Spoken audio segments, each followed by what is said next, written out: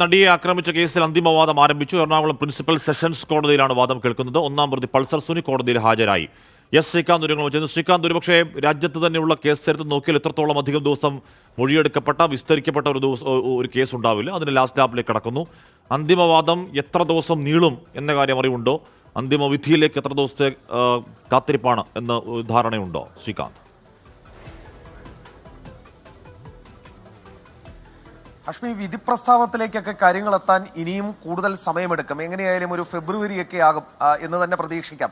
2 മാസം, കണ്ണും പൂട്ടി 2 മാസം അതിനു വേണ്ടി വരും എന്നുള്ളത് തന്നെ പറയാം. ഈ ഘട്ടത്തിൽ നിലവിൽ ഇപ്പോൾ രാവിലെ പ്രോസിക്യൂട്ടറും അതോടൊപ്പം അന്വേഷണ സംഘത്തിന് നേതൃത്വം നൽകുന്ന പോലീസ് ഉദ്യോഗസ്ഥരടക്കമുള്ളവർ കോടതിയിലേക്ക് എത്തിയിട്ടുണ്ട്. പൾസർ സുനി അടക്കമുള്ളവർ ഇപ്പോൾ കോടതി മുറിയിലുണ്ട്. ആ കേസ് പരിഗണിച്ച് തുടങ്ങിയിട്ടില്ല. അതിന്റെ നടപടികൾ അല്പസമയത്തിനകം ആരംഭിക്കും. ഈ കേസിനെ കുറിച്ച് പറയുകയാണെങ്കിൽ ഈ കേസിന്റെ അന്തിമവാദത്തിലേക്ക് കടക്കുകയാണ് ഇന്ന്. അങ്ങനെ ഒരു പ്രാധാന്യം ഇതിനുണ്ട്. മുൻപ് പല ഘട്ടങ്ങളിലായി ഈ കേസ് മാറ്റിവെച്ച സംഭവം കൂടി നമുക്കറിയാം. സുപ്രീം കോടതിയിലൊക്കെ പോയി പലതവണ ഇതിന്റെ സമയം നീട്ടി വാങ്ങുകയൊക്കെ ചെയ്തതാണ്. അതിനൊടുവിലാണ് നടപടികൾ അന്തിമഘട്ടത്തിലേക്ക് പോകുന്നത്. അതിന്റെ മുന്നോട്ടുള്ള കാര്യങ്ങൾ ഇപ്രകാരമാണ് നടക്കുക. ഇന്ന് പ്രോസിക്യൂഷൻ വാദം അതൊരു 2 ആഴ്ച കാലമെങ്കിലും നീണ്ടു നിൽക്കും എന്നുള്ളതാണ് മനസ്സിലാക്കാൻ സാധിക്കുന്നത്. ഈ അന്തിമഘട്ട വിചാരണയുമായി ബന്ധപ്പെട്ട പ്രോസിക്യൂഷൻ വാദമാണ്. അതൊരു 2 ആഴ്ച കാലം നീണ്ടു നിൽക്കും എന്ന് പ്രതീക്ഷിക്കുന്നു.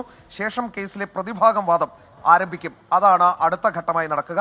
ജനുവരി ഒരു പകുതിയോടെ വിചാരണാ നടപടികൾ പൂർത്തിയാക്കി കേസ് വിധി പറയാൻ മാറ്റും എന്ന് തന്നെ പ്രതീക്ഷിക്കാം. ഒരു പക്ഷേ അതൊരല്പം കൂടി മുന്നോട്ട് പോകാനും സാധ്യതയുണ്ട്. പിന്നെ വിധി എഴുതാനുള്ള സമയം വേണം ജഡ്ജിന്. ഇതെല്ലാം കഴിഞ്ഞ ശേഷം പ്രിൻസിപ്പൽ സെഷൻസ് കോടതി ജഡ്ജ് ഹണി വർഗീസ് ഇതിൽ വിധി പ്രസ്താവം നടത്തേണ്ടതുണ്ട്. നടൻ ദിലീപ് അടക്കം 9 പ്രതികളാണ് ഇപ്പോൾ ഇതിൽ ഉള്ളത്. 8ാം പ്രതിയാണ് ദിലീപ്. ഗൂഢാലോചന കുറ്റമടക്കമാണ് ദിലീപിനെതിരെ ചുമത്തുകയും ചെയ്തിട്ടുള്ളത്. ഇന്നിപ്പോൾ അല്പസമയത്തിനകം അന്തിമവാദം ആരംഭിക്കും. ശ്രീകാന്ത്, ഈ അന്തിമവാദം എന്നുള്ളത് സാധാരണ കേസുകളിൽ ചിലപ്പോൾ ഒരു കേവലം പ്രൊസീജിയർ ആണെങ്കിൽ ഈ കേസിൽ ഒരുപക്ഷെ അങ്ങനെയല്ല. സാക്ഷി വിസ്താരം നേരത്തെ പൂർത്തിയായതാണെങ്കിലും കോടതിയിൽ ഹാജരാക്കപ്പെട്ട തെളിവുകളുമായി ബന്ധപ്പെട്ട കാര്യങ്ങളൊക്കെ ഒന്നുകൂടി വിശദമായി പരിശോധിക്കേണ്ടതുണ്ട്. എന്താണ് ഇൻ എഫക്റ്റ് അതൊരു കാര്യമായ വിസ്താരമായി തന്നെ പുരോഗമിക്കാൻ ഇടയുണ്ട്. അങ്ങനെയെങ്കിൽ നീളാനും ഇടയുണ്ട്. ശ്രീകാന്ത്,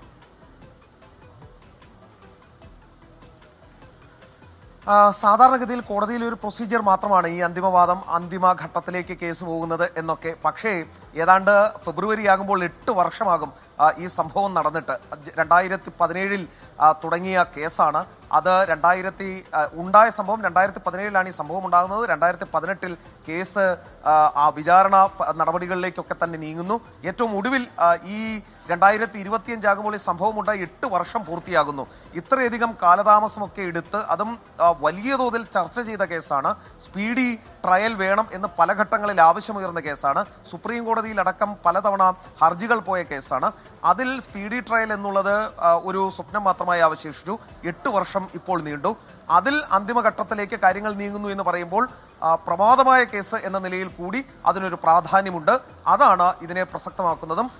ഇനി പ്രതിഭാഗത്തിന്റെ അവരുടെ മൊഴികൾ പരിശോധിക്കാൻ പ്രോസിക്യൂഷൻ അവസരമുണ്ടാകും. അതിനുള്ള അപേക്ഷ നൽകിയിട്ടുണ്ട്. പൾസർ സുനിയുടെ മൊഴിപ്പകർപ്പ് ഇതിനോടകം തന്നെ കിട്ടിയിട്ടുണ്ട് പ്രോസിക്യൂഷന്.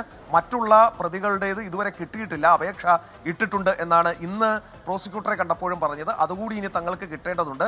അഷ്മി ചോദിച്ചതുപോലെ ഒരല്പം നീളും, അക്കാര്യത്തിൽ സംശയം വേണ്ട. ഇത് മുൻപ് നമ്മൾ ഒരല്പം ഒരു 2-3 ആഴ്ച മുമ്പ് നമ്മൾ ഇതുമായി ബന്ധപ്പെട്ട ഒരു വാർത്ത കൊടുത്തതാണ്. ഇത് നീളാനുള്ള സാധ്യതയുണ്ട് എന്ന്. പക്ഷേ 2.5 മാസം, പരമാവധി ഒരു 2.5 മാസം അത്രയേ പ്രതീക്ഷിക്കുന്നുള്ളൂ. അതിനുള്ളിൽ വിധി പ്രസ്താവം ഉണ്ടാകുമെന്ന് കരുതാം. ഓക്കെ, എസ് ശ്രീകാന്താണ് വിവരങ്ങൾ നൽകിയത്. എന്താണ് പലവിധ അപൂർവതയുള്ള കേസ്, രാജ്യത്തെ ആദ്യത്തെ റേപ്പ് കൊട്ടേഷൻ കേസ് എന്നുള്ള പരാതി, ഒരു 6 വർഷം 9 മാസമൊക്കെ നീണ്ടുനിന്ന അത്രയും വിചാരണ കാലയളവ് രാജ്യത്ത് മറ്റേതെങ്കിലും കേസുകൾ ഉണ്ടായിട്ടുണ്ടോ എന്ന കാര്യം സംശയമാണ്. ഒരുപക്ഷെ ഉണ്ടായിട്ടില്ല എന്ന് തന്നെ വേണമെങ്കിൽ പറയാം. അങ്ങനെ ദീർഘമായ വിചാരണ കാലയളവിന് ശേഷം അതിൻ്റെ ഏറ്റവും പ്രധാനപ്പെട്ട അവസാന ഫേസിലേക്ക് കടക്കുന്ന അന്തിമവാദം, അത് പരമാവധി 1.5 മാസം നീണ്ടാലും അടുത്ത മാസത്തോടെ ആ കേസിലെ വിധി ഉണ്ടാകും എന്നാണ് കരുതേണ്ടത്.